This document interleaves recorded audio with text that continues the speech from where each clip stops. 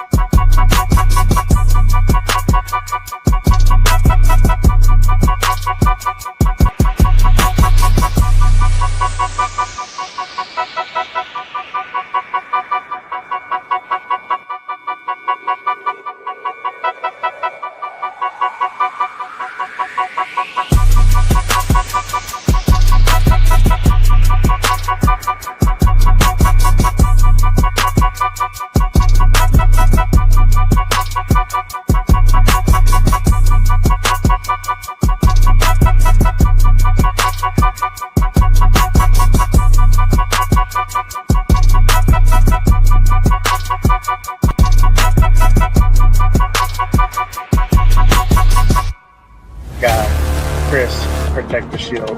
Good morning, brother. How you doing? My guy, Lunatic Raider, Raider Legions. What is good? We on? Oh, hey! We are. None other than Mr. Chris, bringing none other than our guy, Joe Morley, bring out none other than the Violator, Wayne Marbury, bring out none other than the notorious Mitchell Rams.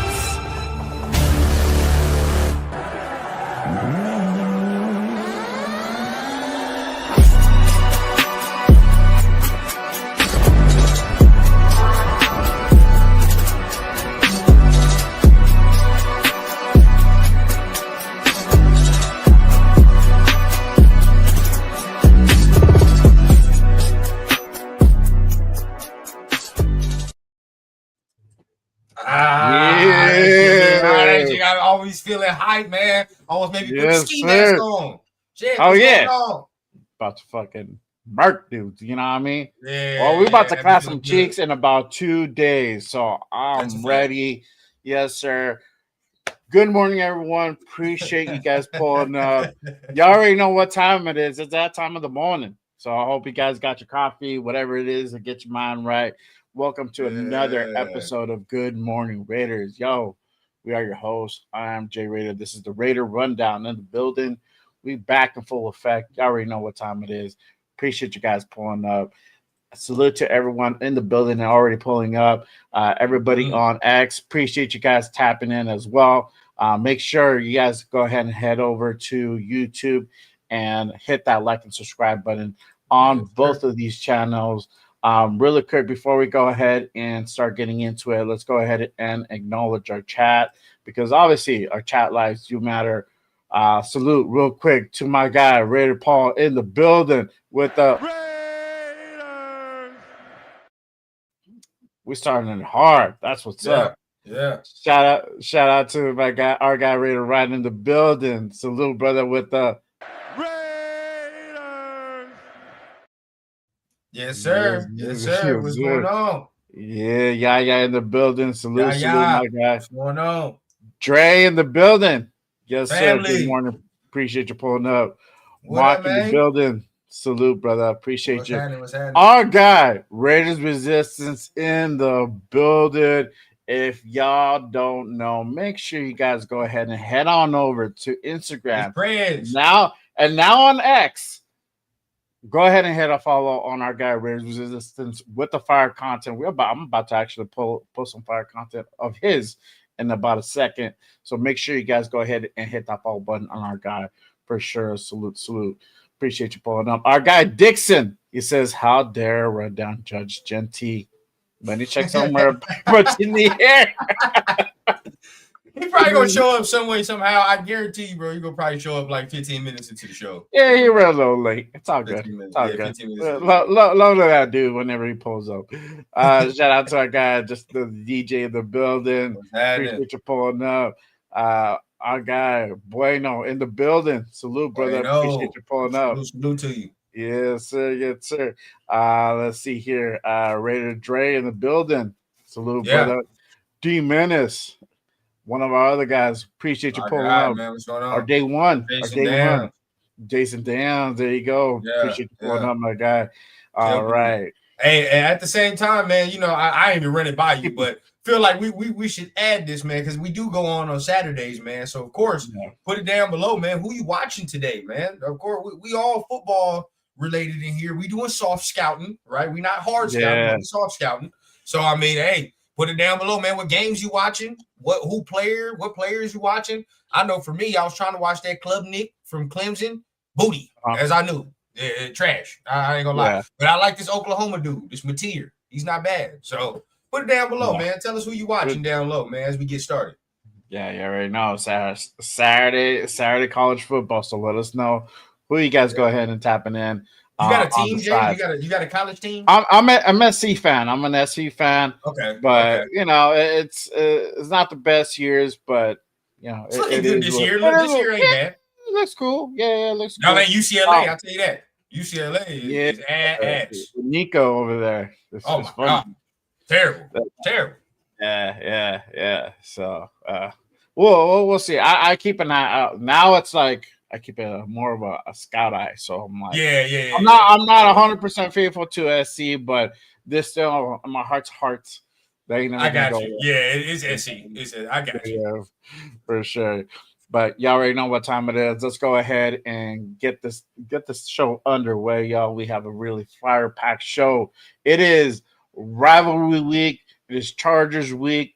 We're about to go ahead and put a beat down on the Chokers on Monday night. We're about to go ahead and get into it. But before we do, we need to go ahead and bring out our guest for this morning. Y'all already know this man.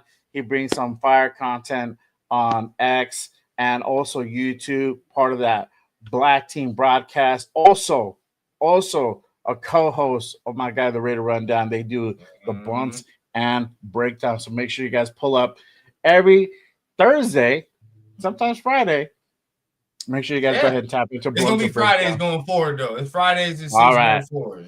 All right, there we go. We're going to switch it up. We're going to do Fridays now. But let me go ahead and bring out none other than our guy, Mikeaveli, in the building. What it do, my guy? Appreciate you pulling up. Salute, man. Thank you. How you doing? Brother man, what's going on, family? I'm chilling, bro. This something different. I'm not used to doing a morning podcast on the weekends, but hey, I'm fucking with it. This is dope. Usually I'm watching you guys in the mornings. I'm getting my morning started with y'all. Yeah. Hey, that's dope, man. Hey, you feel me? We getting deep into the podcasting game, man. That's what we've been talking about. It's a wake and bake. It's a wake and bake.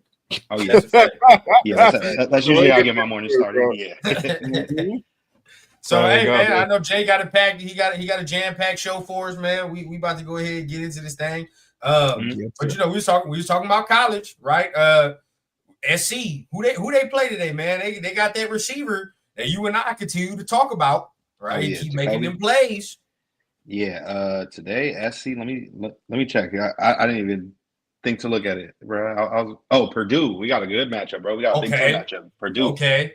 Yeah, that'd be nice. I like to see that. D Menace, I did see your comment. Yeah, your Bruins are damn bad this season, man. The UCLA is damn bad. I already know what to say.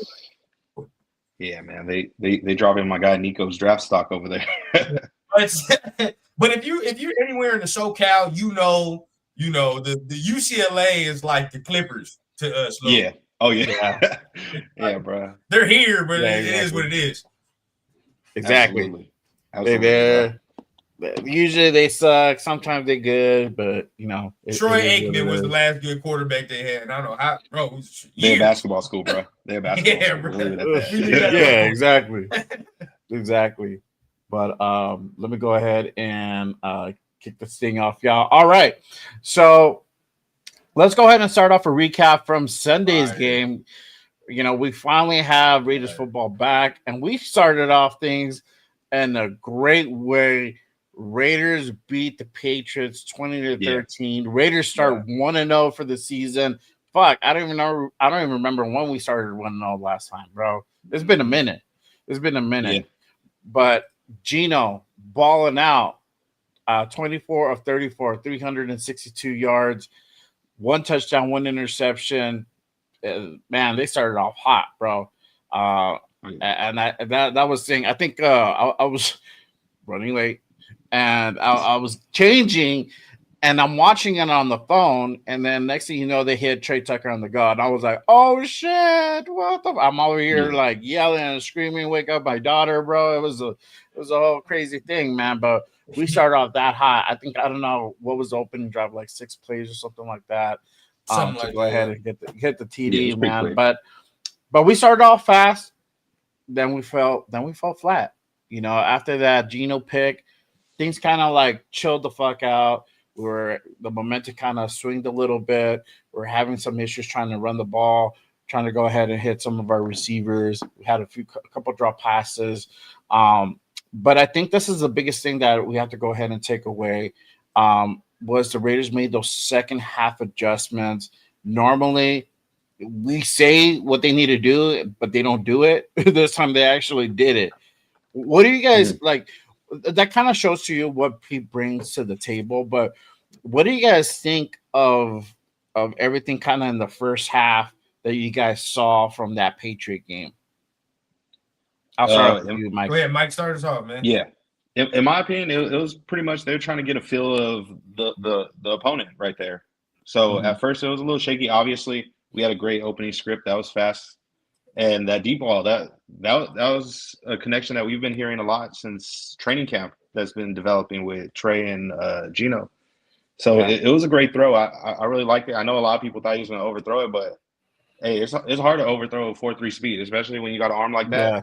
They figured it out, and I hope to see it this Monday too. Come in and but yeah, going back to the way the game was going for starters for the defense, it was pretty much get a feel of the Patriots offense, see what they're going to do, and then obviously we seen the second half adjustments and what happened. Yeah. What about you, Rendo? What are your thoughts on the first half and how we came off the gate and everything else that proceeded after that? Started fast and then it tempered down like you expected it to. As far as the first game goes, now you can say like it was the interception, but at the end, like the interception really to me wasn't that big of a deal just because of when it happened. Again, I don't think that was I didn't put that on like, oh, Geno, what the hell are we doing? You know what I mean? Type of throw. It was more like, well, I've said it like multiple times. We was running 4 play action plays in a row. What the hell is going to happen? You know what I mean? On the 5th one. So that's just kind of how it was. I think we was getting too cute. It was time to run the ball a little. I think we should have ran the ball a little bit more in the first half because it was working more. I think so too. In the first half. Yes. That second half, they stifled, but in that first half, we was getting yardage and we went away from it too quick, I think. So there was that. But to y'all credit, man, and this is where, this is the difference in where you can say this is where we can be different. Last year, we lose this game. 100%. Lost. I mean, Josh McDaniels, flip of the coin. Probably losing, though. I ain't going to cap. We probably losing because we would have had maybe Aiden O'Connell in there or some other bullshit. But the decision-making, though, from the coaching staff and from the quarterback allowed us to get our shit together and win the game. You feel what I'm saying? Because honestly, if you really think, we talked about it, Jay, at length, and even me and you, Mike, we're better than this team, bro.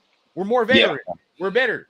You know what I mean? And so good teams, you all know the saying, good teams find a way to win even when you're playing bad. You feel what I'm saying? Yeah. That's what we did because we did not play well. I wouldn't say it was like a great game, but we found a way to win, though. Yeah. And we seen a lot of fans were stressing at the beginning, talking about, oh, it's same old Raiders. Here we go again. But it's like, guys, we're down by 3 points, and then it's a tie score. It's basically 0-0 going into the second half. Like, what are we doing? Like, I get it if we're getting fucking smacked, but we weren't, not at all. Like, it was a close fucking game, and we were in it. Like, it was a whole lot of time. 15-minute quarters. Like, come on, let's be for real. Yeah, exactly. And then coming out of that halftime, going into the second half, with the defense, they started slow, but they came alive in that second half, and they made 4 sacks in that game. The playmakers, I got to go ahead and give the flowers to, obviously, Brock Bowers, Michael Mayer, Trey Tucker, and Jacoby doing them. Jacoby came in clutch, bro. Jacoby had really good numbers on Sunday. He had 8 receptions, 97 yards. Brock, you already know what time it is. 5 receptions, 103 yards. Trey with two receptions, but obviously with that big touchdown, 54 yards. And Big Mike, 4 receptions, 38, and coming in clutch, definitely when we needed it, extending some drives when we were on third down, fourth down situations, extending the plays, keeping drives going. So those guys definitely got to give them the flowers. Another guy I want to go ahead and give the flowers. I don't have the banner for it, but Kyle Blue Kelly, he had a really good game. Surprisingly, I was like, oh shit, this dude's a dog. He balled out. Even that PI that he got, I still don't count it. Yeah, that was super PI call. That was all clean. Just because he didn't turn his head, that's literally the only reason why he got that call. But real quick, like I saw this comment. I'm right with you, Bueno. If Pete said that, I'm looking at this comment. I'm like, what the hell? We don't know who we are until week 10. Look, the season's about to end after that. The season's over. Usually Raider fans, Raider Nation, we like to come to the conclusion by like week 5, week 6. Yeah, like, bro. I need to know. Let's bring out. Do we need to bring out the mock drafts or what are we doing? God damn. Yeah, exactly. Start those 2026 ones early. If we still trying to struggle to find the identity by week 10, I think we already know the answer of what this season gonna be. I ain't even gonna cap. Yeah. Shit. But I ain't gonna lie to you though. We pull off a win this Monday, bro. I might be talking about shit. We win the division, dog. We fucking everybody up. Oh yeah, like 100%. I'm glad we don't play tomorrow because we get to see everybody. You know what I mean? You got the Chiefs playing, you got the Broncos playing. Oh yeah. Broncos play the Colts too. That's not no like fluff game to me. It's not no fluff game. Oh yeah, that's gonna be a good one. And in my opinion, that's who I would say, based on what I've seen just from off week 1, I'd say Denver's probably the more serious threat that I would be more worried about than the two teams that obviously played last week. Their defense is that offense is ass to me. Yeah, bro. I ain't fuck Bo Nix, bro. I'm not scared of that. But that defense, no, that's a threat. That's a threat. You got to worry about that. Yeah, definitely got to go ahead and respect that for sure.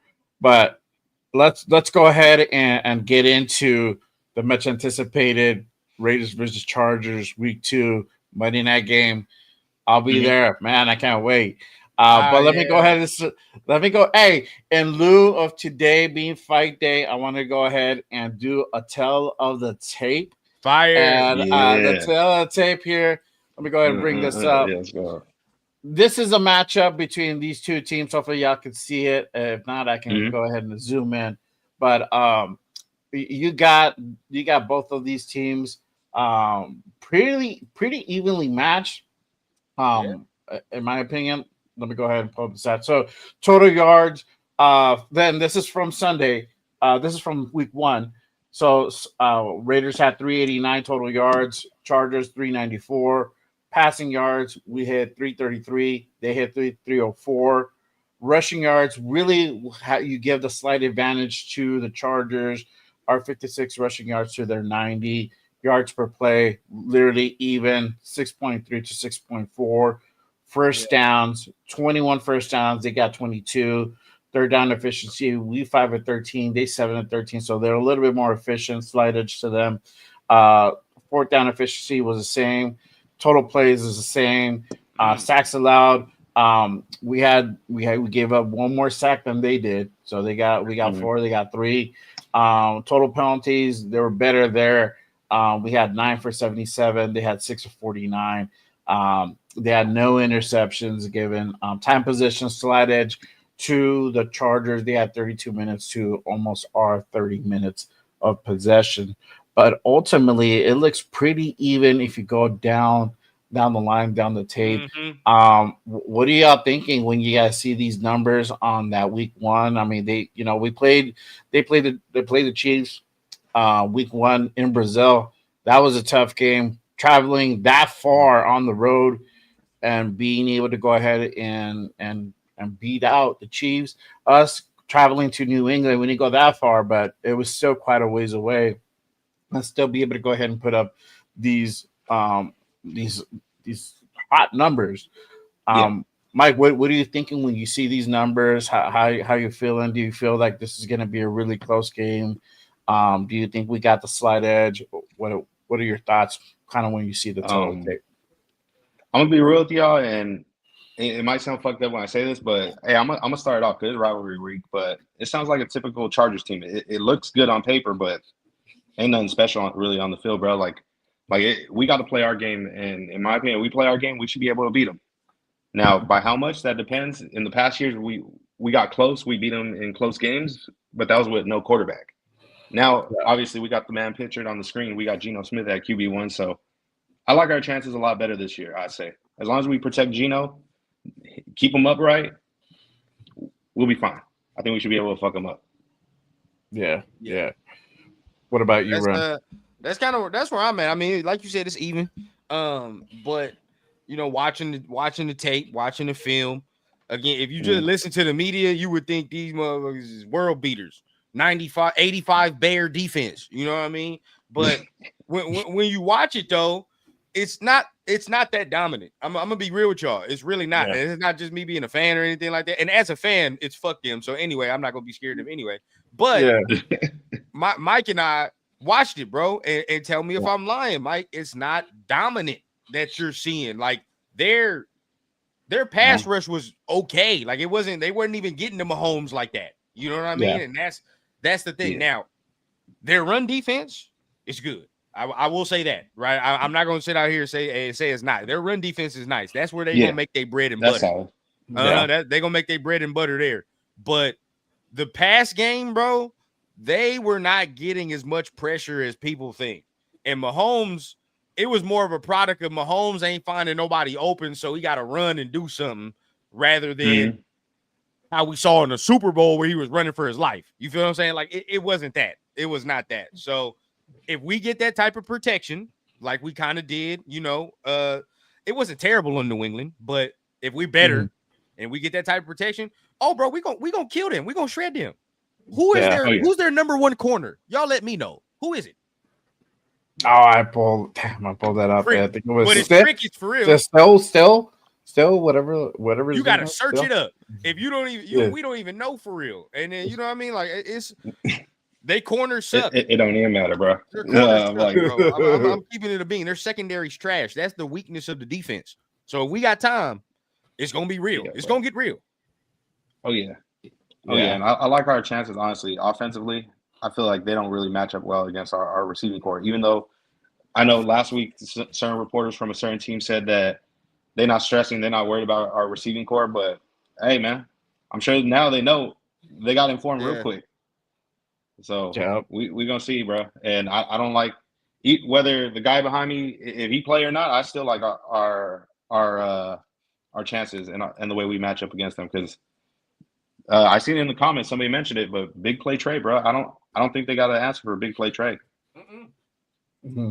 Now, Brock, that does hurt. I ain't gonna cap. That does hurt. If you don't play, yes, you know that's a loss. That is a loss. It's significant.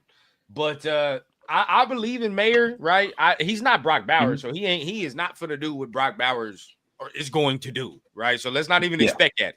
But I do think he can move yardage though. He can move the chains. That's where I'm at. Yeah. Okay. And speaking of Brock Bowers, let me go ahead and go into this part, the injury report. So let me go ahead and pull that injury report up. We're going to go ahead and talk about it a little bit. So for the Raiders, and then this was put out as of yesterday. So on our side, we got Brock Bowers. He has a practice, since Thursday, a knee injury. So we don't know. I heard that it might be an MCL sprain. I've heard like different things. So we'll see what happens today. I don't see him practicing today, but I see him most likely starting on Monday. You know, don't quote me, but that's what I feel heart to heart. I feel that he's going to go ahead and play. Now, when I say this, I say this also with a grain of salt. we are going to see Brock play, but not as much as we would think he's going to be involved. I think Limited, Pete's really going to go ahead and protect him, maybe and put him in certain situations, and kind of either have him there as a decoy or just have him there when if he don't the practice ball's going to go today, to me, if he don't practice today, it's a wrap. Well, not a wrap, but it's possible. But some of them dogs, bro, like we seen it before, even with Max, where it was a rare occasion where all week ain't practice and game day show up, game time decision, he playing. Who knows? True. Maybe they just reserving him for this moment, and they're like, "Yeah, bro, you don't need to practice. We know what you are. Just preserve yourself for Monday." yourself. Yeah. And that's the thing. And this is where like the rivalry comes into play. You got mind games that happen between Pete and Harbaugh. They do this type of shit. So don't everybody out there watching, don't get it fully twisted. Say, "Oh man, we're not gonna have Brock." No, Brock they do definitely that, still be Brock can still definitely play on Monday. It's just a mystique right now. It could be a lot like a last minute decision. Pete could be like, "All right, you're gonna go ahead and start. You feel good? Get that cortisone in. Cool. You feeling good? All right, let's go." It might be that type of decision. So I'm gonna go ahead and share this pick, and I sent this to my chat, to my group chat, the Raider Connection. We were talking about this last night. So they're talking about whether or not Brock was wearing a brace. And if you see that picture there, he has the sleeve on. He has a compression sleeve on it. But then on top of that, you have the brace. Now, having the brace doesn't really mean a whole lot. Obviously, you also wear braces. I mean, I've fucked up shit before. You wear the braces because you're just trying to be safe. You're just trying to make sure, like, when you're walking, you don't fucking step out of place and fuck your shit up more, and you really want to go ahead and make sure it heals as much as possible. So with the brace, even as you guys see it, I still take it with like a grain of salt, more as a precautionary than as a like getting treated type of thing, I do get that. And because they said he bumped knees, right? So then, like, when you wearing a brace like that, my question would be like, all right, something clicking. You know what I mean? Like when all of us that had knee problems before. Sometimes you feel like you can feel that motherfucker ain't really stable. You know what I mean? Like some ain't feeling right or something in there ain't moving correctly. You can feel that. So that's my question. Like, is something clicking in there? Is something sliding the way it's not supposed to, as far as a muscle, something like that, where he has to wear that brace to keep it in place? You feel what I'm saying? Yeah. If that's the case, that's where I get scared, because it's like, all right, well, how are we gonna get out here with no practice and just fully run routes? You feel what I'm saying? If that's the case, so that would be my question. I would say probably at best if he does. I mean, unless he night and day he feels a lot better, I feel like more than likely it might be possibly for some decoy routes and stuff, because you already know, like, whether healthy or not, bro, you can't ignore 89 being out there on the field, bro. You know he's a threat regardless. Even if he can't run after the catch, like, he gonna catch that motherfucker. Oh yeah, for sure, 100%, 100%. Let me go down, continue down on the list. You got E-Rob. He did not practice on Thursday, but he practiced a little bit yesterday in a limited capacity. He has his elbow issue. And then I think the other story that has just been developing the last, day is JPJ. He's out on concussion. Wasn't even listed on Thursday and was at practice yesterday, but obviously did not practice. He is under concussion protocol. Now, here's the thing. And somebody on Twitter did tell me, like, oh, JPJ is under concussion protocol. He's not even going to play. That is not true. Now, there are like 5 phases that a player has to go through in order for them to go ahead and clear concussion protocol. I think the first one is to do like an aerobic exercise. That means doing some running. The other part, let me go ahead and pull that. I had it all pulled up. Concussion protocol. There you go. The other one was so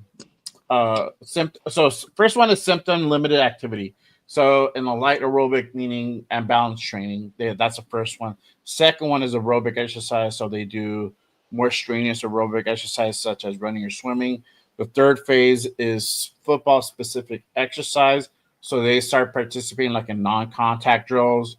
The fourth one is when they start doing club-based non-contact drills. So they start participating in practice. That's that limited capacity. And then 5 is full football activity. The player is cleared to return to full football. So once they clear the 4 phases, if they're good with that, then they get cleared to go ahead and return to full active football contact. If they miss, let's say they get to like step 3 and they can't pass that one, they can't do the drills, they have to go back to the previous phase. They don't start over, but they go back 1 phase.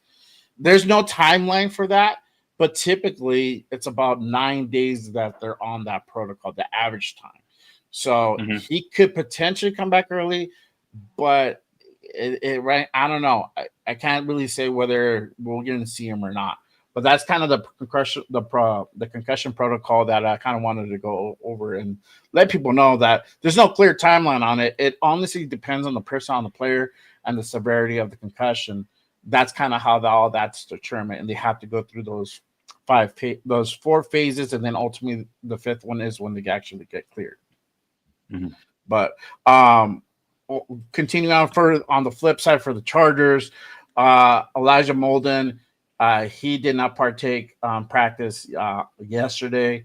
Denzel Perryman, he's out for this game, so he is not going to be a factor for this game on Monday. Deshaun Phillips, he's another linebacker. He did not partake on Thursday, but had limited practice yesterday. And still, I guess he came back from his calf injury yesterday, so he's that number 1 corner on their side. So, yeah. Real quick too, I'm on the JPJ injury. He's probably not playing this week. This week. And look, too soon. Yeah, he's probably not playing. And see, this is how my mind goes different places. Jay, you already know. My mind goes places. This scares me, dog. This scares me for future shit. You want to know why? Because if I don't think it's gonna happen, but if Kappa goes out there and plays fucking adequate, I can see this coaching staff fucking around. They was already flirting with it, right? Yep. JPJ or Alex Kappa, all training camp, right? Even when JPJ got the job, Pete backhanded ass gave him the job pretty much because he was like, well, Alex Kappa was hurt, so he ain't really have no chance to compete and all. If Kappa plays adequate enough, I can see these motherfuckers trying to say, well, nah, JPJ, you sit on down. You sit on down and let Alex Kappa go in there. And that, I don't know for long term is going to work. Now, if he's just better than him right now, then he's just better than him right now. But we saw them flirting with it before already. They was already trying to do it. Just Kappa was hurt. So this could be that opportunity that the staff was waiting on. Yeah. Yeah. If JPJ can't go, definitely Kappa will get the start. Yeah. I don't know. I don't know how he has, I don't know how long. I think he's been practicing, but I mean, how good is he going to be? He did not have a good year in Cincy last year. No. And that's a scary part, how big of a factor is he going to be if he does get plugged in on Monday, right? Hey, what up, big dog? Are we going to go ahead and see Geno scramble a lot? It might be a possibility now. I'm glad that we have him and he can do that, but also too, he shouldn't have to do that because we saw what he can do if he has time in the pocket. He'll slice up motherfuckers 2 ways from Sunday if he has time in the pocket. And we saw what that O-line can do once they open up lanes. We saw that briefly. But if they can't, we also saw that, and that was kind of shades of last year where we had trouble establishing the run game, and this offense is really predicated on the run game. So there's a lot of questions on how that's going to go ahead and come about on Monday if Kappa does go ahead and get the start. What are your thoughts, Mike, if Kappa does go ahead and get started on Monday? If he gets to start Monday, I hope he's ready for them twists and stunts, because if not, it's going to get real nasty. Yeah, because I know, like we were saying, like rundown, piggybacking off what he said, he was originally kind of notched in as the starter before he got hurt. I feel like he might do fine. I feel like the reason why he was horrible at Cincinnati was the fact that it was just a complete different blocking scheme. So that was horrible. Now, do I think he's going to look like a superstar? I can't say that. I don't know. But I just hope he does a serviceable job to protect Geno in that case. And I feel like a big reason also why he didn't see the field is because JPJ is that talented of a player where you can't not have him on the field. Now, obviously, we would like to see him at center, which got Jack that just commented that said. Hopefully, we get to see that during the year. But as of right now, I mean, Jordan Meredith is doing a solid job. But let's see. Hopefully, they find a way to work together. Because Meredith as a guard, what would you say? He was average, maybe a slightly above average, right? Slightly above as a guard. Mm-hmm. As a center, that's what he is too. He's average, slightly above, right? So what's the difference, right? Me personally, if Kappa does play well, that's a big if, but if he does, right? You know who I want to take out of that goddamn offensive line, right there on the left. Right there on the left guard. I'm tired of it. Number 66. I'm done, bro. I'm finished. Okay. I'm finished. No more. Bro, that was week 1. Yeah, it was week 1. Sure, whatever. But that's supposed to be coming out party to say I've changed. This is it, right? Like, it's time for my money. Mm-hmm. No. And matter of fact, in contract negotiations, that he probably lost money on that game right there. Ain't go cap last week. He probably lost bread by how bad Parham played. So for real, we put Meredith at the left. If Kappa ends up playing well, put Meredith at the left. Put JPJ at center, bro. Come on, man. You should leave that Parham alone, Dad. Hell no. Wrong. Because we expect things, bro. And you know what? I've come to realize this. The players that I'm like tough on, these are the ones that we drafted and I expected shit from. And that's why I'm so disappointed. Parham got drafted. I expected things. You feel what I'm saying? I said, "Oh yeah, there we go. We got a lineman, versatile, can do what he needs to do." Wrong. We do not. So I don't know what needs to happen over there, bro. But I don't know. Yeah, for sure, 100%. I think if the situation calls for it, I think we'll probably start rotating in Caleb Rogers, bro. He was inactive, wasn't he? Wasn't he even inactive? That's not even a good sign. Yeah, they might have to elevate him this week if JPJ is not playing. Oh, yeah, he's getting elevated. 100%. So you might have to rotate him in just in case, for whatever reason, something does not work out, and you have a little bit more depth, and you might see a different look from Rodgers than you would as Kappa. But we're not playing like we were playing the Chiefs or even the Broncos too. Like I'd be like, shit, you know what I mean? Like we're going against Chris Jones, we're going against some of these DTs, but I don't think the Chargers interior is like all that great, to be honest. Like they're cool against the run, but as far as like the pass, like I don't think they're all that great. Yeah. So I was about to ask you that right now. What are your guys' thoughts? Like obviously it's looking like more than likely if JPJ don't play, it's going to be Kappa starting. Obviously we don't think they're that great against the pass, but how much do you think that's going to affect our running game possibly Monday night? Go ahead, Jay. Start off.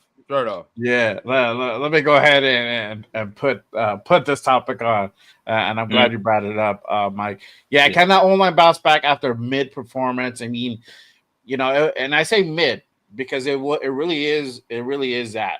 We saw good and bad, right? We saw it in waves, in my opinion. They started off hot, got great protection. Geno had time in the pocket at times, and then there was a lot of time where we couldn't get the run game going. He got 4 sacks on him. That's a lot. So I hope, and this might be a situation where they might have to go ahead and really play that 12 personnel, and they might bring in if Brock Bowers is going to play in a limited capacity, you might see Ian Thomas be lined up traditionally. You might have Mayer lined up on the slot on the outside. Or you just have Mayer play traditional. You might have to see that more often. I mean, we saw a play where they had Brock come in and play fullback for that Genty touchdown. So it might be that situation. We might need to go ahead and bring in Mike or Ian Thomas to go ahead and give us the extra blockage because that good. So I think it's going to be interesting. It's going to be interesting. if JPJ is out, Kappa's in, our run game is gonna suffer a little bit. You know, We're gonna have to because see a lot of chips. well, on that yeah, right we side of the got ball. yeah. And that's the Even thing. We have to line that's it up differently. You know, that's scary to even say that because our run game was already struggling. It's already bad. Yeah. I mean, like, let's keep it a bean. He had 38 yards on 19 attempts. So there definitely room for improvement. Kappa comes in. Who knows what we're gonna get? See, this is the thing. Maybe we Yeah. do not struggle on stunts this week because you have more veteran. You can say that. I hope that's the case. Me too. But see, this is where I was so mad last week, and this is why I will not let up on 66. I can't, right? Because Parham, and Meredith is the first time center. And and JPJ has never played right guard, right? So we're like, all right, we understand that to a degree. And then you got DJ Glaze over here in his own little world in his second year. You kind of understand they need their time to actually gel. That argument that people frame there, that is for the right side. That left side, look at Colton. Colton does what he's supposed to do. I mean, but Colton's different. But Colton does what he's supposed to do. He's veteran. The second next veteran person on that O line is who? Parham. Parham. Why are you giving up stunts? Why are you the second worst graded lineman from the whole? Why? You feel what I'm saying? This is year 4. That's why I can't let up. You know what I mean? That's why I can't let up. No, I agree 100%. And I wasn't even happy that he got the starting job. I was okay. And we talked about this all off season. Is that we're okay with him as a rotational piece, but he got the nod to start. I'm like, okay, let's see how this works out. And then it hasn't working out a whole good up to this point, because it's been wishy-washy with the old line. So we need to see more consistency up front with the blocking, picking up those stunts. It really does play a big part for them to pick up these stunts, because it's going to go ahead and really set up our passing game, our run game. Because if not, we're going to have to go ahead and do a bunch of swing passes. We're going to have to go towards the edges to go ahead and start, establishing the run game. Ain't no Andre to go inside all the time. Year, right? And ain't no Andre James to blame this year. There is none of that, right? Y'all Meredith. Y'all like JPJ as a fan base. And I'm not talking about y'all handpicked them. Yeah, you feel what I'm saying? The coaching staff, they handpicked y'all them. told us that's what y'all like. And even the fans, y'all came out here and said, we like Meredith. We like JPJ. Ain't no goddamn Andre James situation going here where you could just blame him and man, he's just so booty. No. Now we looking. Yeah. One thing I will say though is when it's a rivalry matchup though, things change. Like I don't know why. Like the intensity picks up, not just with skilled players and coaches, but even with the trenches, bro. And we've seen it in the past where we've had some injuries going into rivalry week with the Chargers, and like the caption says right there, Genty breakout game. We've seen it, bro, where in the past our first round running backs have gone crazy against these Charger teams that are usually known to be weak against the run. I feel confident that we're gonna utilize it more, especially better conditions. It's not gonna be raining inside Allegiant Stadium, so we should be able to see more production out of Genty, in my opinion, even if JPJ not out there. Nah, I'm asking both of y'all, man. Put the money on the flow, man. Put the money on the flow. How much? Okay. Yeah. What's the yardage? Bro? Shit, I'm hoping for at least a buck 20. Okay. All right. What we on, Jay? What's your yard? Put the money on the floor, man. Where we at? All right. I'm gonna put it. So I'm doing 2. So if Kappa's in, I want the stats doubled. So 35, 70 to 80 yards. If JPJ plays on Monday, we should see over $1. Okay. We should see over $1. We need that from him. We need that from him. We can't have 35-yard games from him. And so we can't. I know we're talking about, obviously for our O-line, we're missing people, but they're actually missing a key figure in their run. Even though they're not so great against the best against the run, they're missing a key figure in that linebacker room. Oh, they're gonna be missing Perryman. Yeah, he's gonna be out. Now Henley is nice, dog. Henley is cold. But Dre, I'm with you, bro. Like, look, 80 yards for this week, I can live with because we got to build up. All right, let's build up. All right. Now with Trey, 110. With Mike, the 120. You goddamn right. That's what I would like. 100%. That'd make me feel better as a fan. Yeah. And I don't know That's if a we're gonna have this generational type conversation, performance to me. Like that's like near bar for generational performance. I don't know if we're gonna have this conversation, Jay, but look, I don't care who you are, I don't care how positive you try to spin the shit. If he does not at least get 80 yards soon, we gonna have conversations. Because those conversations are already happening, but it's not all O-line if that's the case, dog. I'm sorry to break the news to you, but if he cannot just break 80 yards in a game, that's not all O-line. I'm telling you all that right now, bro. It's not. Now, most of it can be. It can be like, well, but that shit can be 70-30. I'm telling you right now, bro. It can. Yeah. If he can have 70, 80 yards on this game on Monday, that's cool. We'll be straight. We'll be straight. And that would set up so much for our passing game. We're going to be able to go ahead and kind of light it up. They'll respect more of that play action because he's going to be able to go ahead and know the Chargers are going to be like, hey, we got to go ahead and respect it. If not, he's going to cook us. If we think he's going to be pass and it's run, he's down for like 20 yards. Yeah. And is this all-purpose trade? Is this all-purpose? The 110? Let me know. I love it, J.A. 130 all-purpose. You goddamn right. That's what we expect, man. Okay, so when I said 120, I meant just rushing yards. I'm being bold with my I'm talking about rushing. Like, I want because it's like pound the rock, bro. Like in the past, I've never seen Chargers teams where they could tackle, bro. Especially an aggressive runner like a Genty or in previous years Josh Jacobs. After a while, you keep pounding the rock on, bro. They're gonna let up, bro.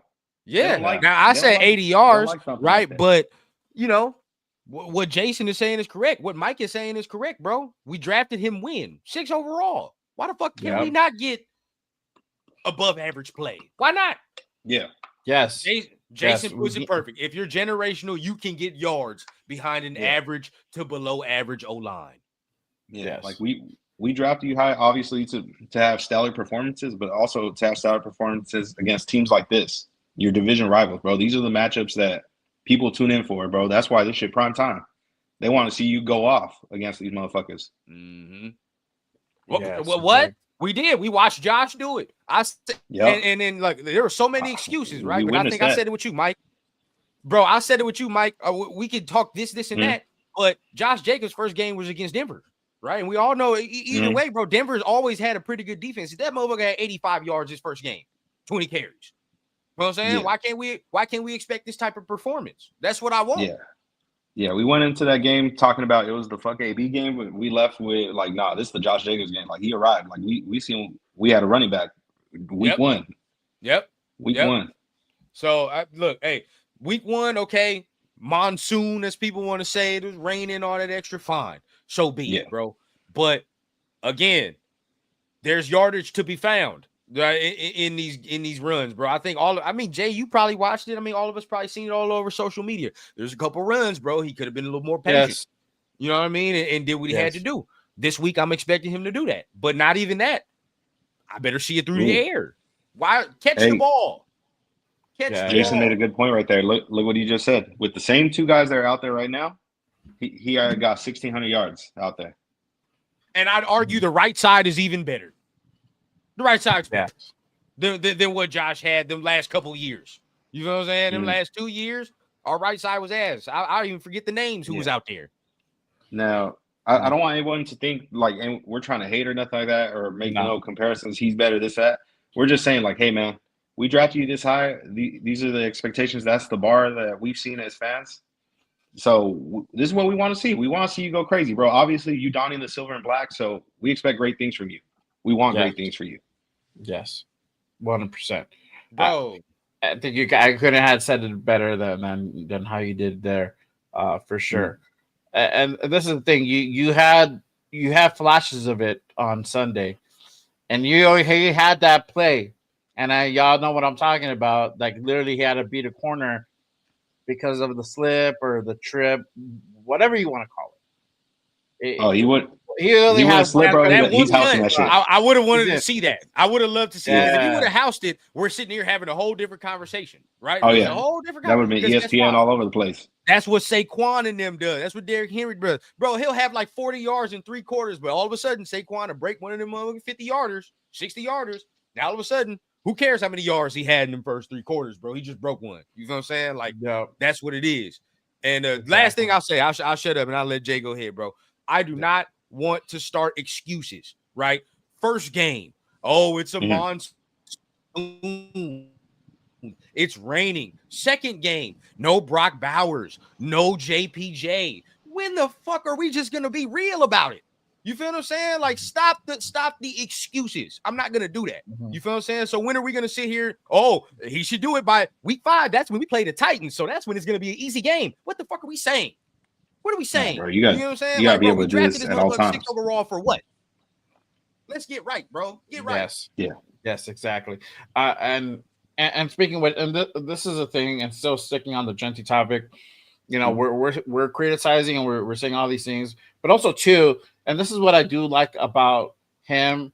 He stepped up and said, "Hey, you know what? I didn't play the best game. Yep. Let me go ahead and pull this up real quick." Oh, my bad. Yeah. Took Mike off for a second. Shout out to Raider Resistance. Make sure you guys go ahead and give our guy Shout out Raider my dog Resistance a follow. Hell Yes, yeah. sir. All right. So this is Genty the other day talking about the Patriot game. Let's see. Let's hear what he has to say. Sense that a little bit, and you feel like maybe you got that under your belt and ready to do what you normally do on them. Yeah, I mean, I don't think I was too fired up. I mean, it's football. You always gonna get fired up, but I think just in terms of the game, just making reads that I've always made and just being better. Honestly, I mean, I didn't play my best in the run game, and I'll be working this week to be better at that and be better for the guys up front. There you go.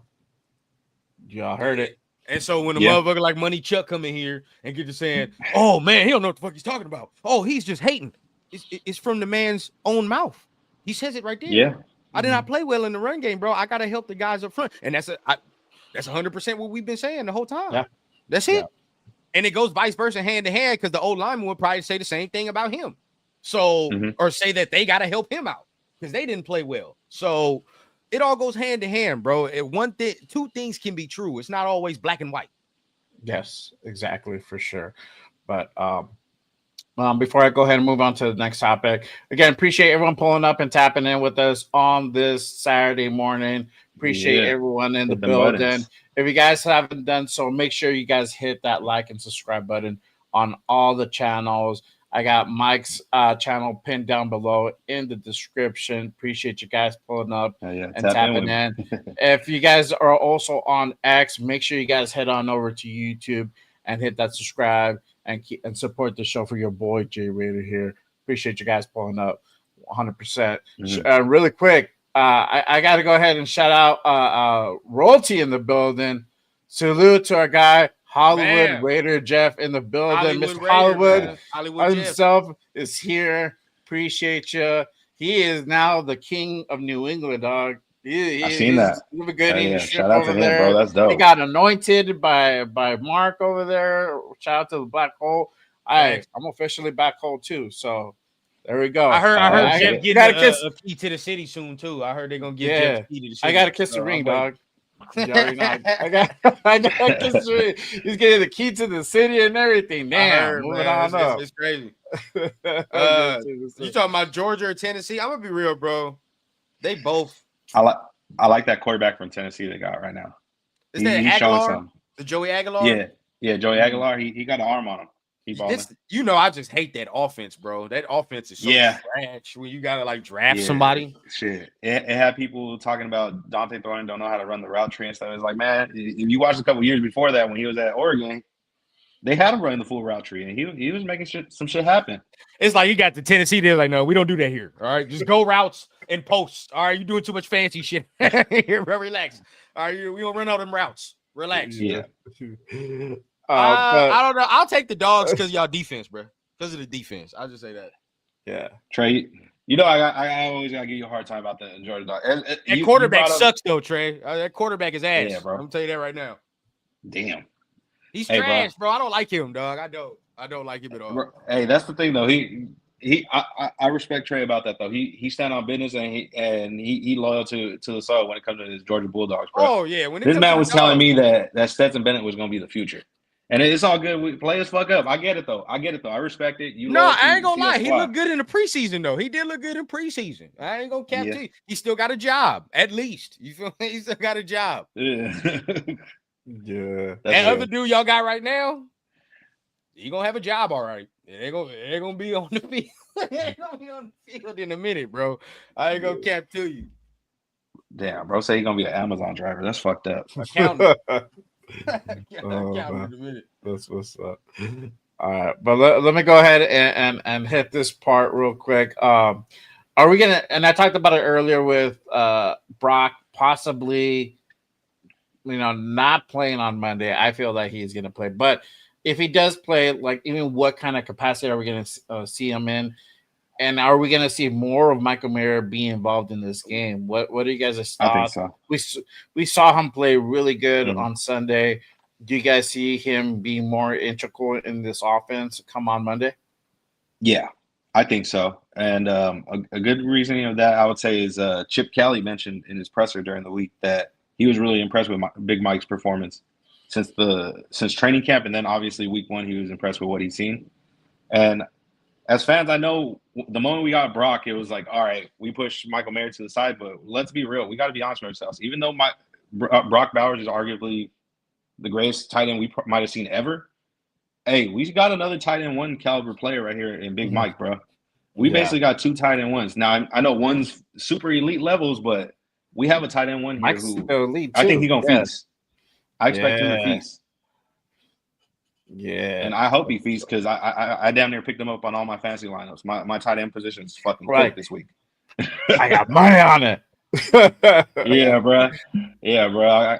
In that content creator league, my majority of my team played on Thursday night and didn't do shit. So, hey, bro, Mayer, I need you to go off. I need like 3 tubs if Bowers don't play, bro. There you go. So Yeah. you might see that too. You might see a 2 or 3. You never know. Yeah. Shoot. What about you, You're a Rev? serious red zone threat. I hope so. Yeah.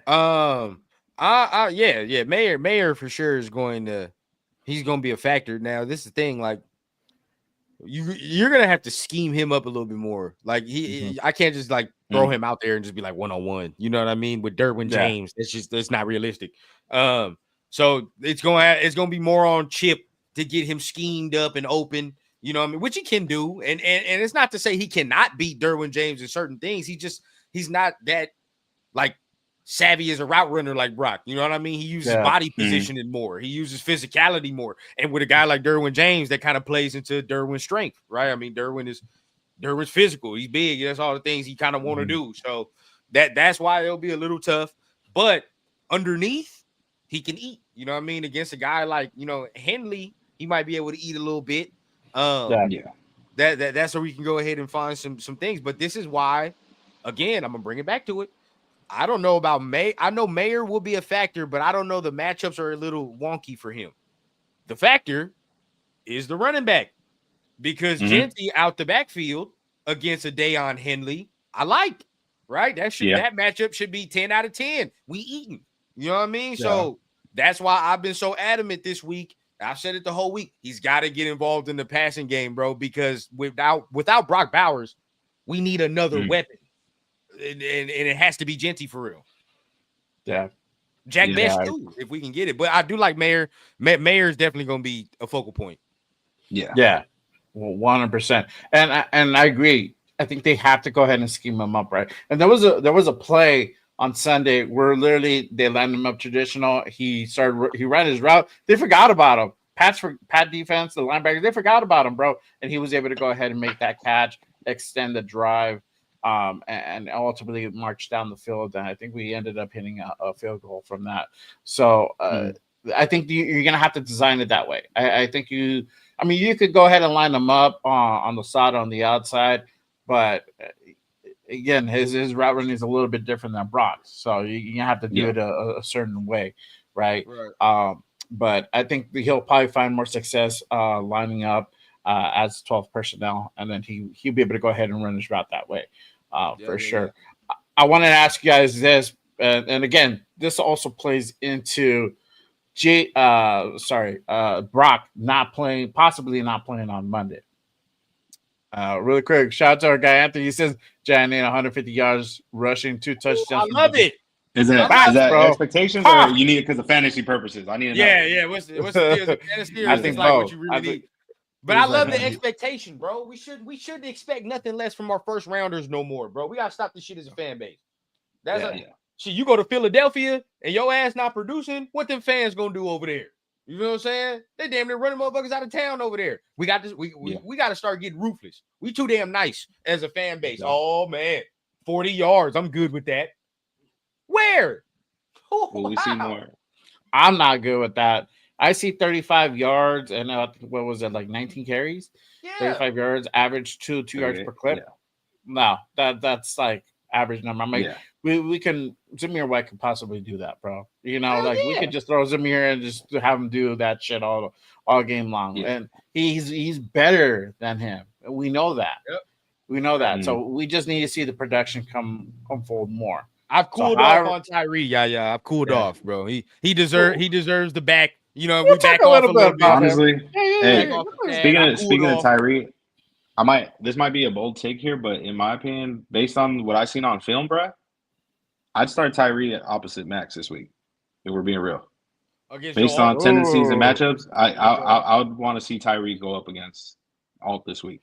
I feel like I don't know if Kuntz is a good matchup, bro. I don't know if Kuntz is a good matchup for Joe. Straight bull rushing, bro. Straight test him because from what I seen on and we seen it yesterday on Blunts and Breakdowns when we were watching it, bro. They're going too far upfield, pretty much giving Herbert room to run, and he's not scared to use his legs, bro. So at least that way you can walk him into him. Try bull rush him, walk him into the quarterback. See, this is why Mike is my co-host for the show, man. You know, he got his D-line perspective. But he absolutely right. Like, the more you think about it, bro, like the Malcolm Kuntz and Joe Alt is not a good matchup for Malcolm Kuntz. It's not. I'm just keeping it a bean. I like Malcolm. I know we all like Malcolm, but you need a little more. You need a bit more rocks in your pocket when you fucking with him over there, bro. I ain't gonna cap to you. And especially if you're talking about Kuntz is not at 100%, because what I saw last Sunday is not him at 100%. He ain't there yet. Where I'm used to. I don't know about y'all. Y'all can let me know. But Kuntz ain't as quick as I'm used to seeing. You know what I mean? Even in the preseason, I'm used to him being like the first motherfucker off the line. He's back there. Now I'm like, you know what I mean? It's not as fast as I'm used to. Shit, even Tyree look a little quicker. You know what I mean? Compared to what I'm used to seeing. So it's like, I don't know. As far as Tyree, I backed off because of last week. He had a pretty good game. He had a sack, all that. We can't say nothing, right? We got to be fair. The other person that I feel like a lot of Raider Nation like cooled off on too was since he got traded to us was Thomas Booker. Thomas Booker. A lot of people cooled off. We seen that pressure. We seen him get a baldy breakdown. We're like, oh shit. Okay, we might got one. You 100% right on that. I think, you know, with him, we don't need to say nothing. They played well. You feel what I'm saying? So there's no need to come out here with some negatives and all that extra. Tyree had a sack. Booker caused pressure. Shit, we good to go. We just consistent at this point. That's all we need. Yeah, for sure. So let me go ahead and flip it to the other side of the ball. So can Tyree pick up from last week? Right. So he got his freaking first sack of like starting off hot. Well, sort of hot. Yeah. And getting a sack this past game. Can he repeat that? And Mike, you just said that you need to line him up on the other side of Max. And you think he finds success there. I don't know how you would line him up. I personally think you still line him up on the interior because that's where he's finding more success on his technique. And that's the thing. He had and there's criticism. There's some people say, well, you know, Herbert ran. Drake May ran up on the pocket, and you know that's how he got it. I mean, yes, he ran up, but he got penetration, and he had to actually go and pull his arm out to like grab him and sack him. So it's getting better, and I think we're just starting to find that success on the interior as opposed to on the edge. But it could be different ways, right? I don't care how it looks like. You can line them up in fucking from Neptune, bro. Like whatever it is to make him like start producing. I think if he gets another sack, I think it's just like a one game at a time thing with him. And just keep thinking if he could get one sack a game, That's it. One sack a game. I guess if you get 15, 12, whatever sacks for the season, I think we're straight. Real quick. 2 minutes ago, give you the update. Brock is back at practice today. So we good. Yeah, there you go. Let's go. Yes, Breaking news. Fuck. We good. I gotta draw Michael Mayer now. I gotta drop him on my list. Yeah, do what you gotta do quick. Hey, that's what I'm talking about, baby. Yes, Brock and he back at practice today. He looked good. I'll pull it up right now. It's from Jesse Merrick. All right, shout out to Jesse Merrick. Shout out to Jesse Merrick. But he looked pretty good jogging around and all that. Don't look like no limp or nothing. So I ain't gonna cap. I think we straight. Yeah, that's wonderful news, and then that changes things. Oh, that does change things. 100% for him to be back. 55-7. JPJ is out still. And JPJ is out still. So the good news is that Brock is back, but the negative news is that JPJ is out. So that is we knew that though. We kind of we figured that. Yeah. So you're looking more likely. You know, we'll play it for you. But watch him jog around. He got the brace on still, but oh yeah.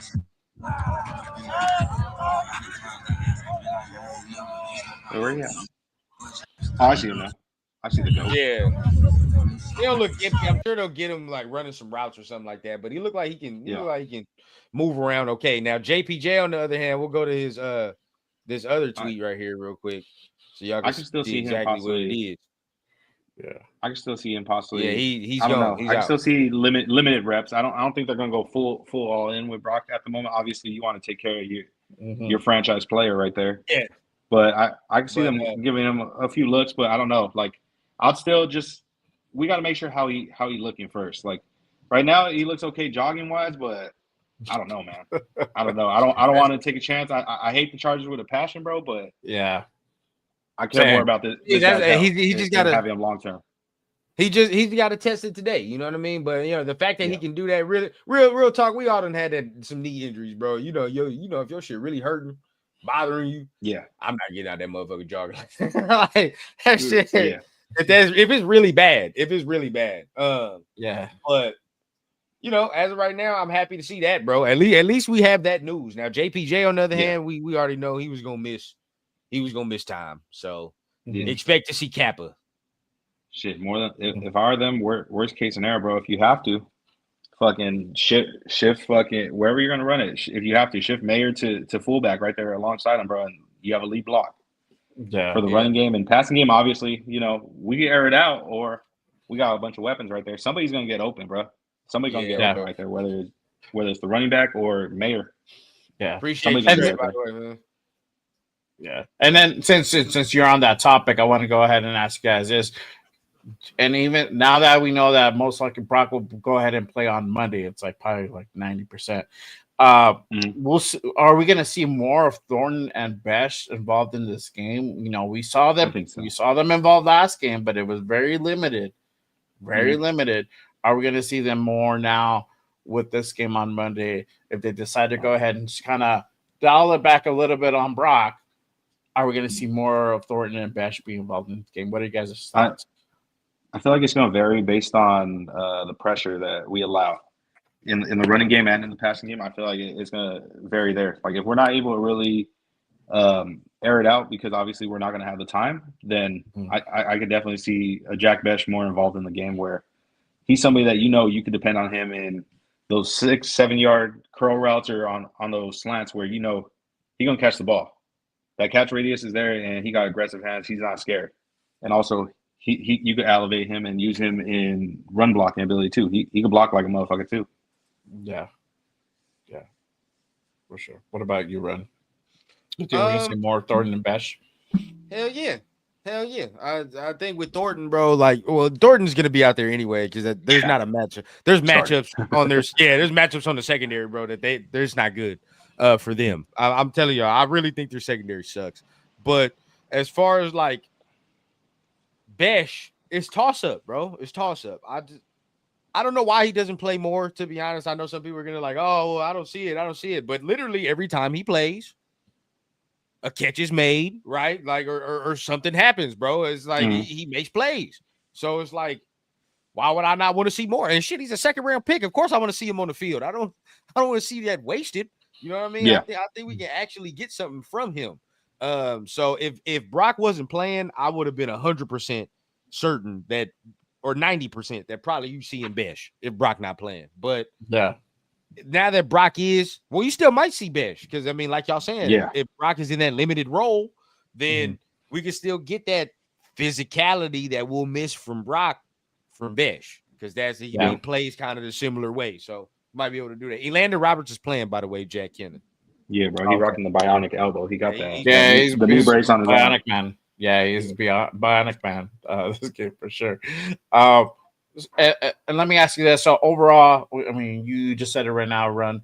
But how do you think the Raiders are going to do versus this Charger defense? You know, Perriman is out. He's out. I think still is their number one corner on their side. They had somebody else go out, Elijah Molden. He's questionable at this moment. I don't know if he's going to be out. We'll probably find out either later today on their side. But how do you think we'll do against the Chargers defense as a whole? Go ahead, Mike. Go ahead, Mike. I think we'll do solid. It's going to depend on that right side. I feel like that's going to be like the key X factor to how the offense performs this week is that right side of the O-line. Can they hold up? Can they stop Khalil Mack, if we're being real? From what we've seen on the film, that's who the big threat is. Even though a lot of people may think he's old or want to call him washed, no, that's still 52, man. He's still a threat right there on that right side. So as long as they protect him, I think we'll be fine. But yeah, we really got to get the run game going this week. If we want to really be able to get the offense fully going, we got to get the run game going for sure. Yeah, for sure.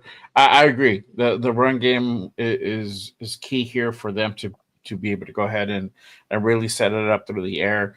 I think we're probably going to see the flip side, the opposite, and start off on the ground and not go take that deep shot off the get-go. I think it's going to be flipped because they're probably going to be expecting that now. They're probably going to, and this is the thing with Chip Kelly, he's always going to go ahead and keep you guessing. It might be run and then pass. It might just be simple as that. So you'll see different looks from this offense. I think we have a really good shot to go ahead and really slice up that secondary. But like you said, you gotta be aware of Khalil Mack. You got to keep an eye on that dude, and you have to be able to go ahead and pick him up. So the question is, are these guys? Is this O-line going to be able to go ahead and pick him up, and also be able to go ahead and pick up these stunts? Because we know that's the number one thing they struggled last Sunday versus the Patriots, right? So, that's going to be the question there. What about you, Run? How do you think we'll do against the Charger defense? Yeah, apologies, probably. You know how to do a baby check. But against the Chargers defense, I think we'll do adequate in the passing game. I'm confident in that. I'm not even gonna lie. In the passing game, I think we'll be fine. It's the run game I'm concerned because no JPJ, and they were already good against the run last week against the Chiefs. Say what you want. The Chiefs have a better interior than we do as far as interior offensive line. They have all pros in there. So they struggled last week to get yardage. I mean, Pacheco, I think he only had like 40 yards or something like that. They had no run game to speak of. So that is going to worry me. But I think we'll be able to run if we can get some type of yardage running the ball, we'll be able to move. We'll be able to do something. And I seen somebody mention one of their other D linemen, Tuli Tuipulotu. He's solid. Don't get me wrong. I'm a big fan of Tuli. Coming out of SC, I'm a big fan, but if we're being real, they struggle getting pressure against that Chiefs O-line, in my opinion. And I don't got the goggles on when I'm saying this. I really think we have a better left side of the O-line than what they have. Oh yeah, 100%. You talking about Chiefs? Yeah, hell yeah. Yeah, I think we have a better left side of the O-line than the Chiefs have. So 100%. There's no doubt. I mean, Colton Miller's way better than that. Josh Simmons and all the extra. Now, I mean, the toss-up goes into that left guard. We'll toss that up, but because that's different. But real talk, I do think we're there. run game. If that's the case, Alex, if Pacheco only got 5 carries, that's shame on them. But the thing is, you saw it early in that game with the Chargers. Like, this run game shit ain't working. You saw it early. Now you got to kind of stick to it a little bit, right? You got to kind of stick to it and just see in the fourth quarter if you might break one. But yeah, that front seven ain't no joke, bro. It wasn't no joke last year. So I'm not gonna sit here and like be like, oh man, it's a whole different. Like, nah, last year they was doing the same thing. They were stopping the run. So I don't know. Yeah, for sure. I agree 100%. Yeah, like he's like, "Where's Lucky Tasso? We need him." Facts, bro. Big shit. he still got. Hey, does he still got the boot on, or he healthy now? I think he's healthy. Yeah. Okay. Shoot, they might have to see what he got in that goal line situation, bro. Just move some bodies. Just move them the opposite direction. Yeah. Yes, exactly. Maybe we'll see Piggy's lined up as a fullback dog. Those goal line situations. He was inactive too himself last game. So I'd even be cool with that. If we needed an extra blocker, bro, for the running game, put Tonka right there or Piggy's, bro. Hey, we know they can block like a motherfucker too. At least they'll hit somebody. Exactly, 100%. Let me ask you guys this: you guys think the D-line can step it up again in this game? I think it's a must that they have to go ahead and step it up. Max, Kuntz, Butler. Now you got Booker as well. But I think this is also another anticipated match. Max versus Alt. Who do you guys win? Who do you guys think will win that matchup this time around? I think last time was Alt had the better of him, and I know Max has that chip on the shoulder now. He ain't gonna forget about that shit. Who do you guys think will win this matchup this time around? Do you think Max will get the better of him? Now, I think he will, also because he's actually going to be 100% healthy this time around compared to the last matchup. But Max and Alt, they don't too often line up against each other just because Max usually plays the opposite side of the ball. Right. So I know Charger fans like to harp on those 8 reps or whatever, but I'm like, let's be real. If it was more than 8 reps, I don't think it goes like that, bro. I feel like it ends up being probably going in Max's favor because you're going to have to deal with that over and over and over again. Like, come on, long. Yeah. And the opposite side, I know we're Max is probably licking his chops seeing Slater on the opposite side where he usually matches up. And the Chiefs didn't get no pressure when we watched the film yesterday on Blunts and Breakdown. But if we're being real, they didn't have a Max Crosby on that line either. They got to worry about Max Crosby, and we already know they're going to send the house at Max. They're going to try and do whatever they can to stop him, keep him out of that backfield. So if they're doing that front interior, Booker, AB, whether it's Kuntz or Tyree, hey, y'all got to step up, bro, because a lot of people are going to be focused on him. Y'all got that one-on-one. You got to win that rep, whether it's all, don't matter who the fuck it is. Do what you got to do. Get back there, bro. Yeah. And I say this, you got to let Jamal Adams loose earlier. Yeah. You got to let that boy eat. Let him go at it. If Max is getting double teamed, which we know he will, send that dude. Send him. Delay that blitz. Yes, and he'll eat for sure, 100%. What about you, Run? Who do you think would win that matchup this time around? You're muted, dog. Oh, my bad. I think Max didn't heard the talk from last year. Everybody was already saying it. Oh, Alt is the Max stopper. This is why we draft him, things of that nature. So I'm pretty sure you didn't heard that. Now, this time around, they're probably not going to, like, Mike said, they're probably not going to face each other that much because he goes on the other side. But when Rashad Slater comes back, we'll be able to do that. But as of right now, maybe if Max wants to move around, that'd be nice to see.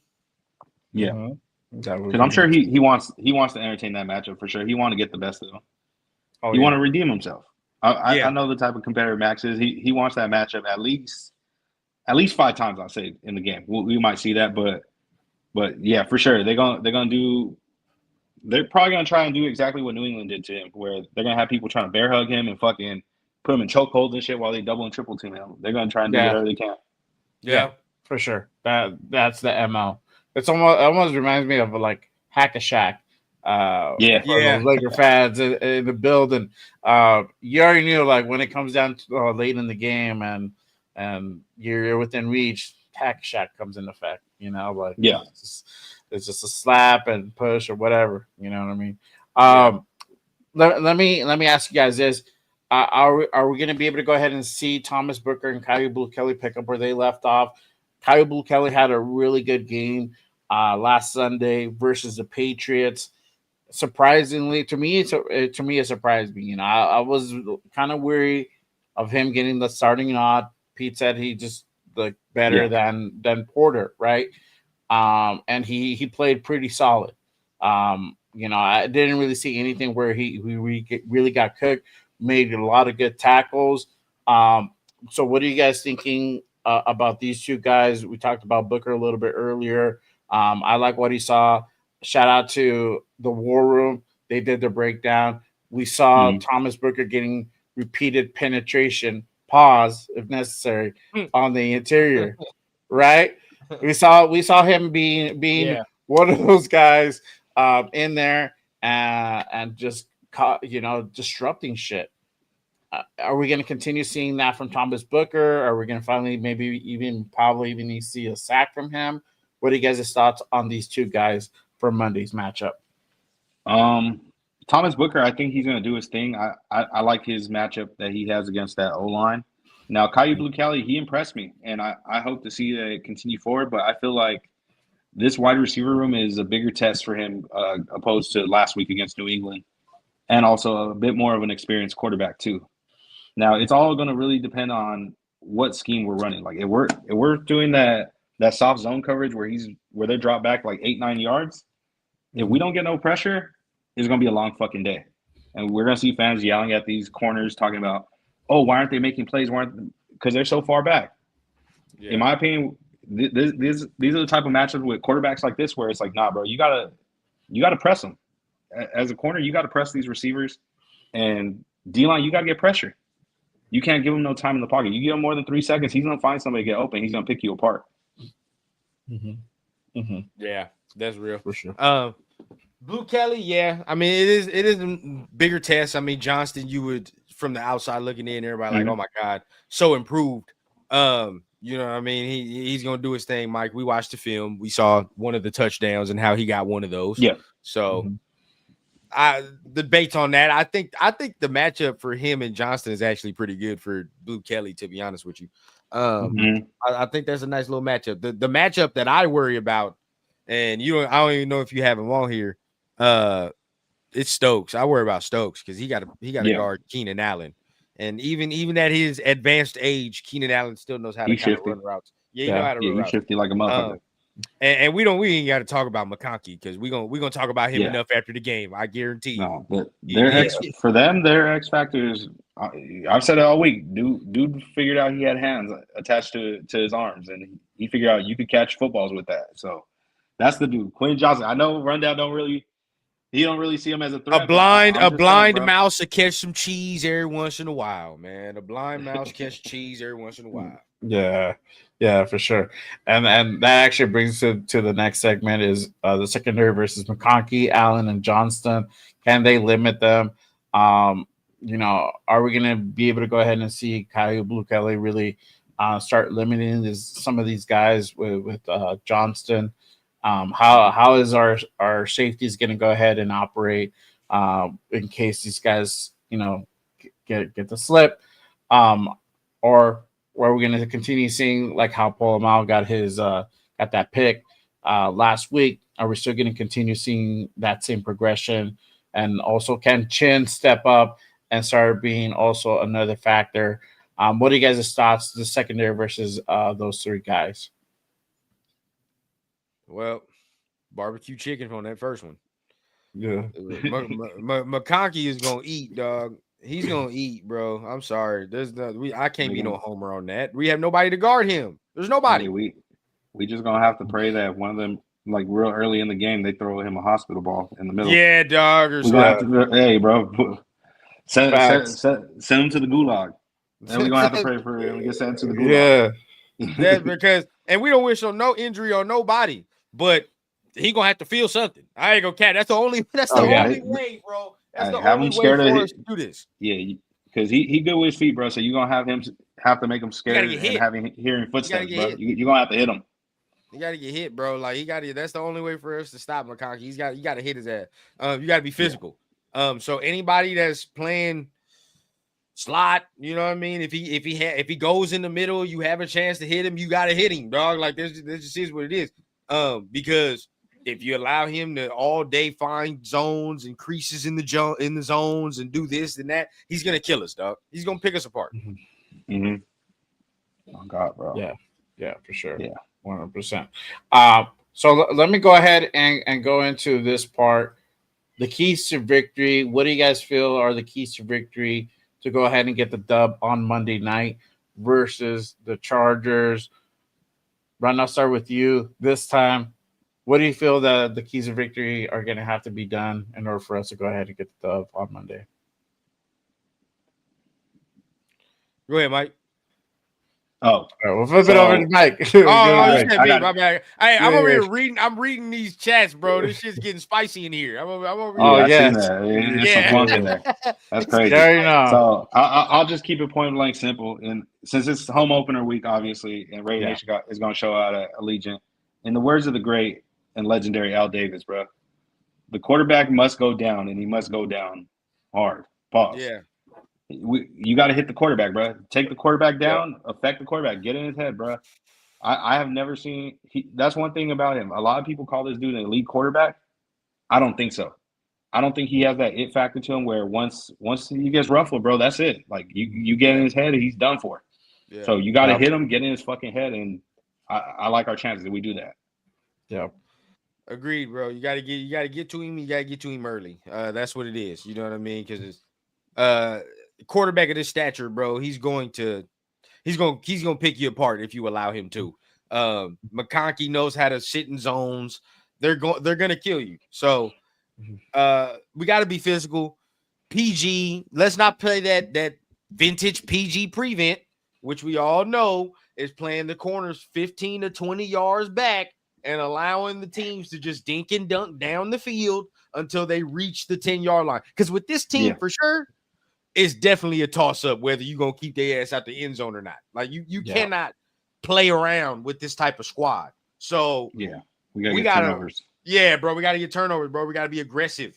It might bite you in the ass a couple times, but it is what it is. It's this type of game, bro. We can't play around. Yeah. Same thing. So what y'all expecting? Like a defensive type game, or you think it's gonna be a shootout?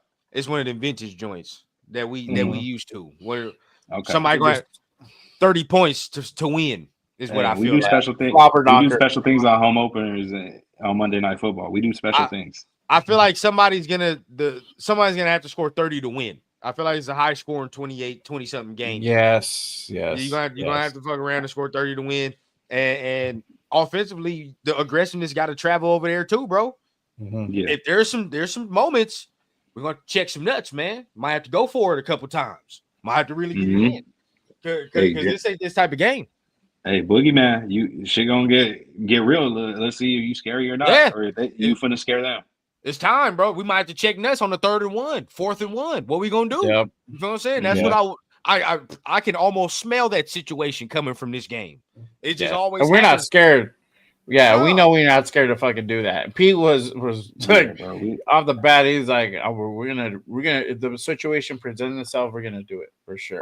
And in my opinion, I feel like, especially this matchup, bro, Pete gonna pull out the style. He don't give a fuck.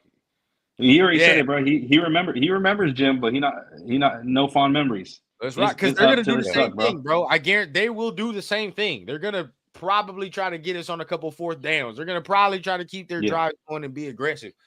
That's just the type of game it is. It's gonna be an aggressive, all out, no holds bar game. Expect that. Facts. Let's not start the game, bro. Start the game off aggressive, bro. PG, fuck all that prevent shit, bro.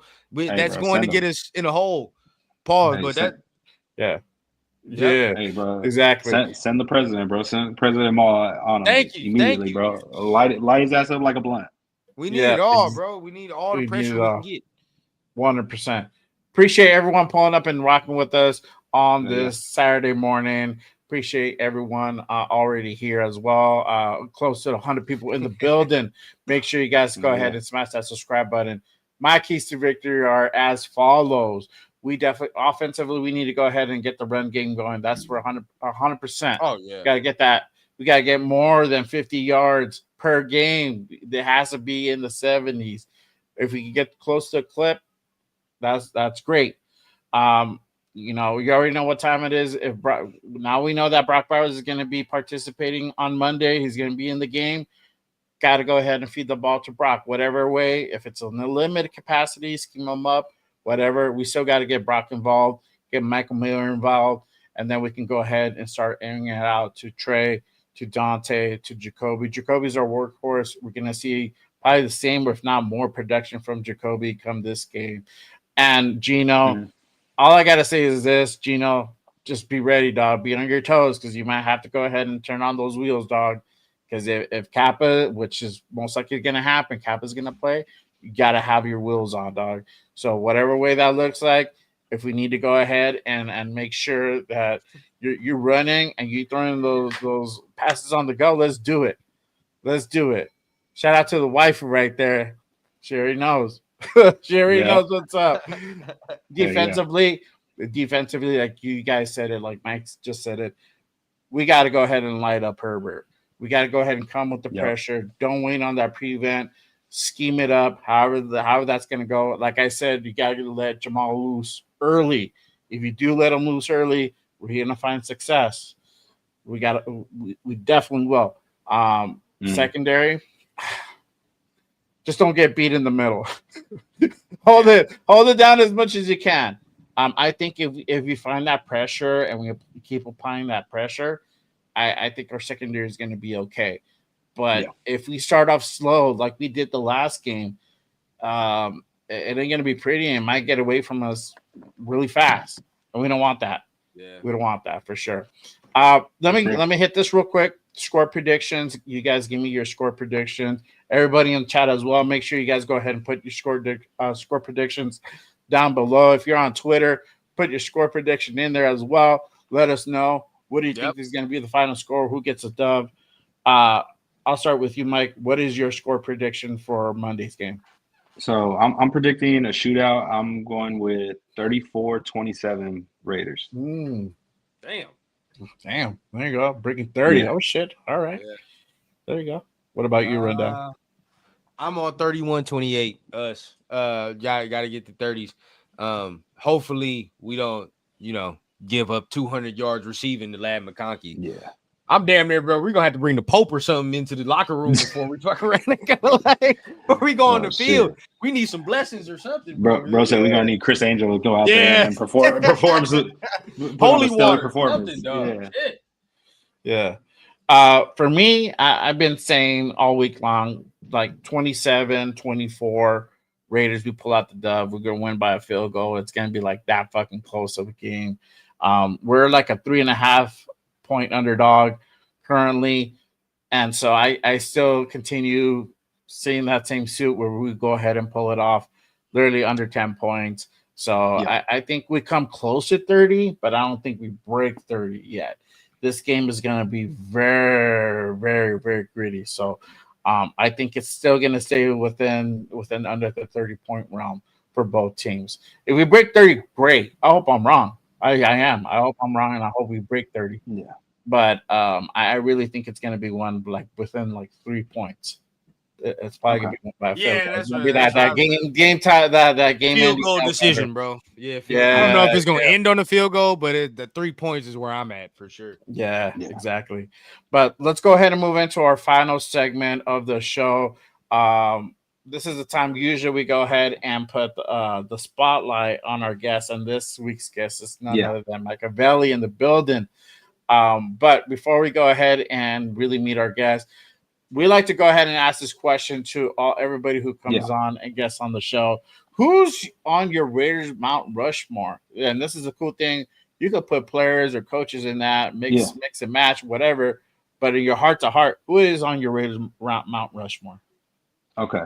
I know this gets tricky with people because for people, it's a little tough. And respectfully, my apologies if I piss anybody off with this one, just because. Keep in mind, I'm 31, so I didn't get to see some of the all-time greats. But for my Mount Rushmore, I'm gonna have to. Of course, you gotta have Al up there. Al's the ultimate rate. You gotta have Al Davis. I'm gonna go with Mean Gene Upshaw. Might have Gene Upshaw up there. I'm gonna have to go with could you might go? I'll say Woodson. Charles Woodson's up there, and shoot, Mr. Raider, Tim Brown, bro. Those my four. Okay. That's fine. That's fine. Yeah. Always Charles Woodson, man. When Charles Woodson get in, I mean, everybody has Tim Brown.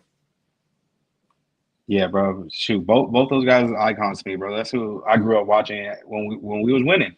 When we was winning, they was on the team. I feel that. So, Now, yeah, well, there you go. That's a fact. Yeah, for sure. There you go. That's what's up. So let me go ahead and move into the final part. The spotlight. This is the time where we go ahead and meet our guests.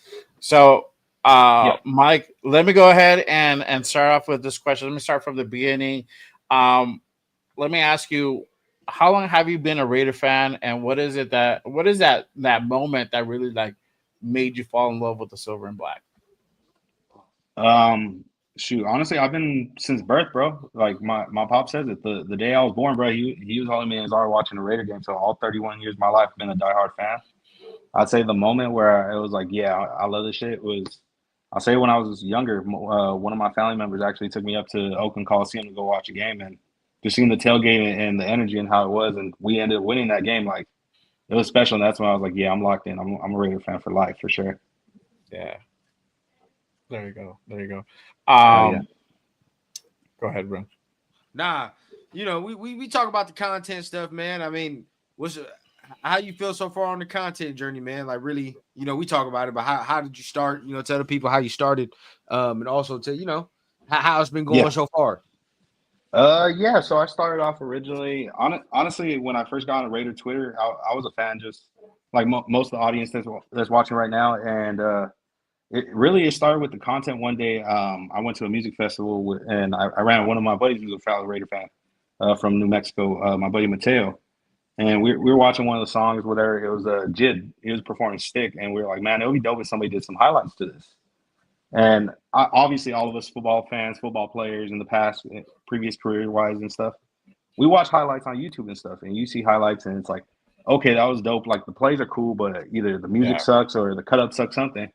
And I'm not one somebody to be a hater or hate on nobody. So before I go out there and be like, oh, these videos suck or anything like that, I was like, let me try it myself. Because I know there's going to be somebody in the comments saying, oh, if you think like this sucks and you can do better, show us. So before anybody even got the chance to say that, I just started doing it. And my first tape was a Hunter Renfrow tape. I didn't expect it to go viral, but that shit went viral. And nice. After a while, a few content creators reached out to me and were like, hey, man, like you do this for real? Like you do videos? And I'm like, this is for fun. And eventually they convinced me like, nah, take this shit for real. And 2 years later, I got a gig at Sports Illustrated. Now I'm independent and we're doing my own thing. I got Blunts and Breakdown with my guy Raider Rundown on Fridays, and you'll be seeing breakdowns post game now. Whether it be a Monday or a Tuesday, you'll see a post game breakdown. And then obviously I got my video edits and BTB. Black Team Broadcast. We got that every Wednesday, 7 p.m. Pacific with my guy Trey Majors. And I'll have another special announcement real soon.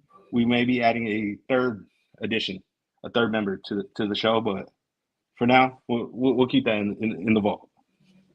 Yeah, there you go. Cool. And I'm glad you brought that up. So they could go ahead and tap into you on Wednesdays to the Black Team broadcast, Wednesday 7 p.m. And then you guys doing Bloods and Breakdowns now on Fridays. What time is that? 6 p.m. Pacific, right? Yeah, so that's gonna be 6 p.m. Pacific. For me going forward, letting everybody know going forward, Blunts and Breakdowns is gonna be members only.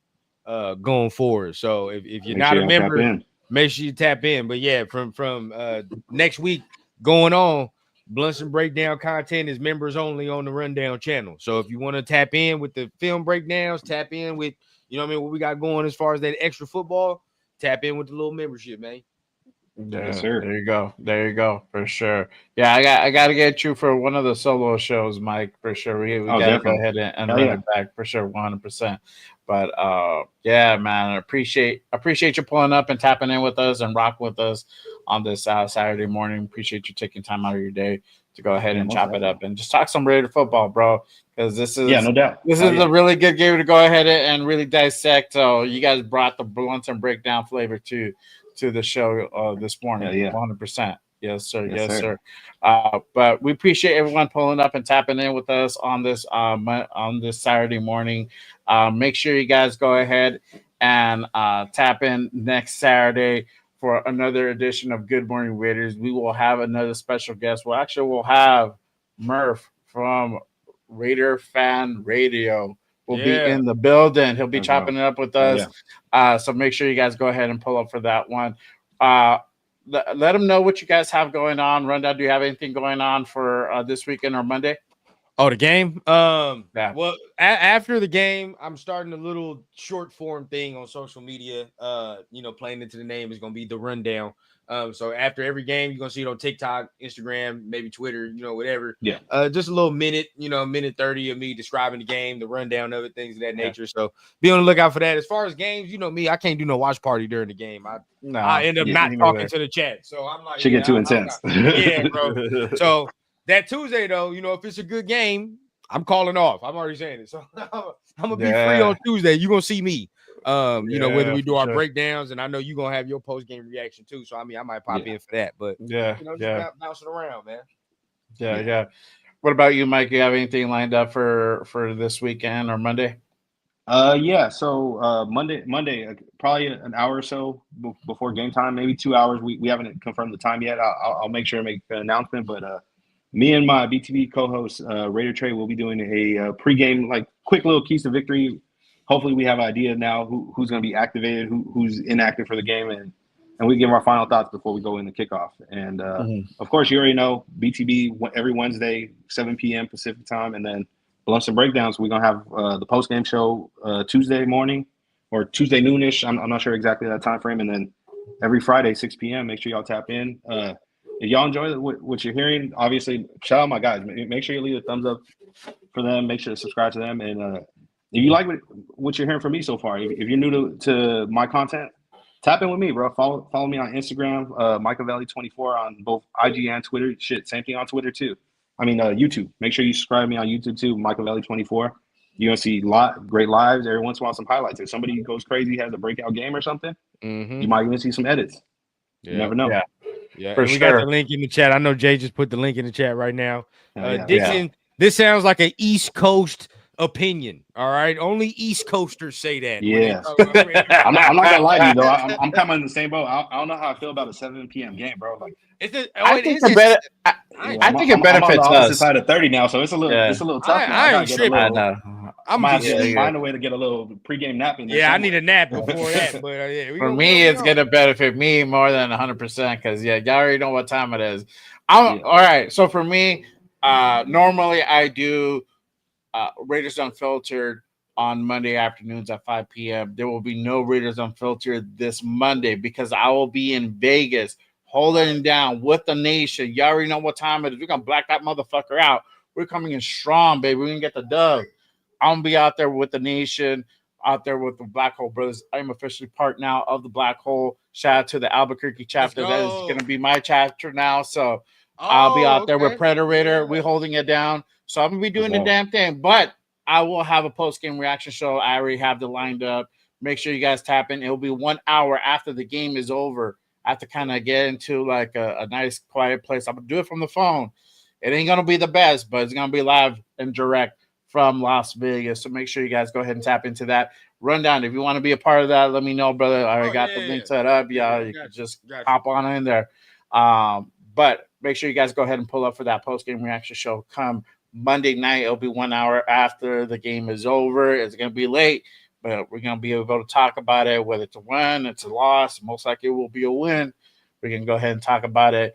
Y'all hear everything in the background live for where I be at.